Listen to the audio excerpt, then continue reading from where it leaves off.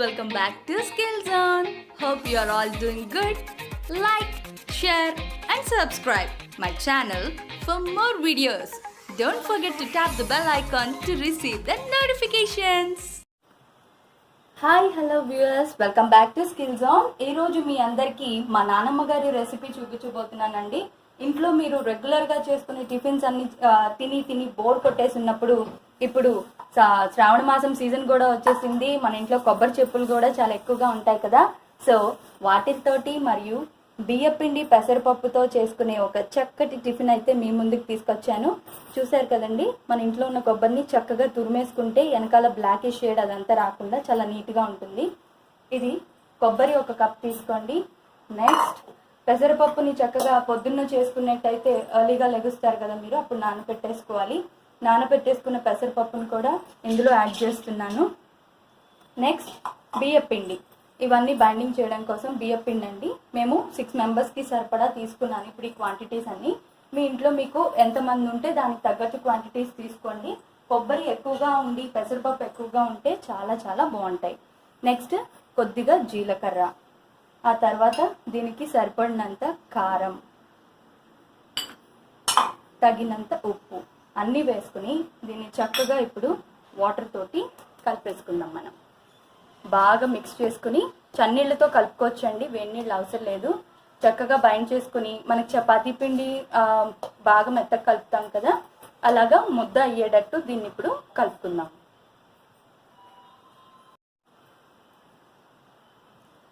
చల్లని నీళ్ళు కొంచెం కొంచెంగా యాడ్ చేసుకుంటూ, చూసారు కదా, ఇలాగా అనుకుంటూ చక్కగా కలిపేసుకోవాలి.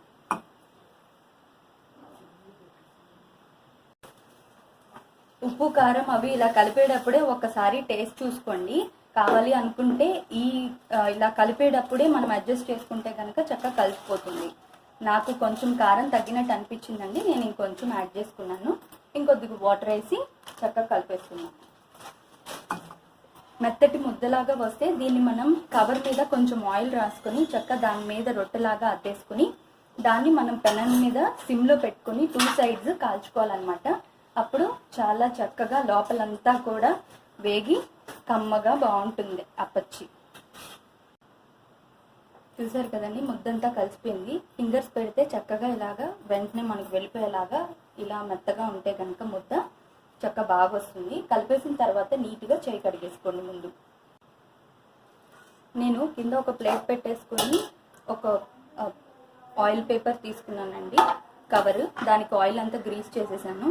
ఇలాగా ఒక రౌండ్ బాల్ కింద చేసేసుకొని దాన్ని చక్కగా మీ వేళ్ళతో ఇలా పచ్చిలాగా అద్దేసుకోండి.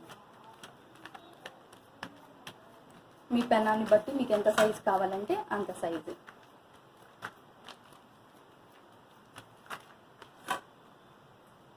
ఇలా చేసిన పచ్చిని చక్కగా హీట్ ఎక్కేసిందండి. దీని మీద ఈ అప్పచ్చిని ఇలా వేయాలి. వేసిన తర్వాత దీని మీద కొంచెం నూనె సిమ్లో పెట్టేసి చక్కగా వేగనిద్దాం. అప్పచ్చి ఎలా రెడీ అవుతుందో చూపిస్తాను. దీన్ని చక్కగా మూత పెట్టేసి కనుక మగ్గిస్తే అప్పచ్చి చాలా బాగా వేగుతుందండి. మన దగ్గర నాన్ స్టిక్ కడాయిస్ ఉంటాయి కదా, దాని మీద వచ్చే మూతని పెట్టేశాను నేను.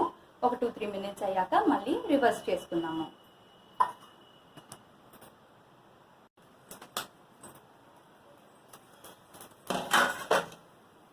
ఫ్రై అయిపోయింది. దీన్ని ఇప్పుడు మనం రివర్స్ చేసుకుందాం.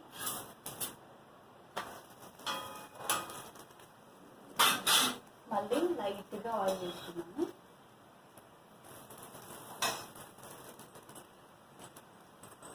నా పచ్చి 2 వైపులా కాలిపోయింది. చక్కగా దీన్ని సర్వింగ్ ప్లేట్లోకి తీసేసుకుందాం. దీన్ని కనుక మీరు ఏదైనా చట్నీతో నంచుకుంటే సూపర్గా. ఇలా సర్వ్ చేసుకున్న పచ్చిని మాగాయ పచ్చడితో కనుక సర్వ్ చేసుకుంటే చాలా చాలా బాగుంటుందండి. చూడండి ఎంత చక్కగా వేగిందో. మీరు కూడా ట్రై చేసి మీకు ఎలా కుదిరిందో కామెంట్ సెక్షన్లో నాతో చెప్పండి. మరికొన్ని సరికొత్త వీడియోస్తో మళ్ళీ మీ ముందుంటాను. అంతవరకు సెలవు, నమస్కారం. మీ మోనికా కిషన్.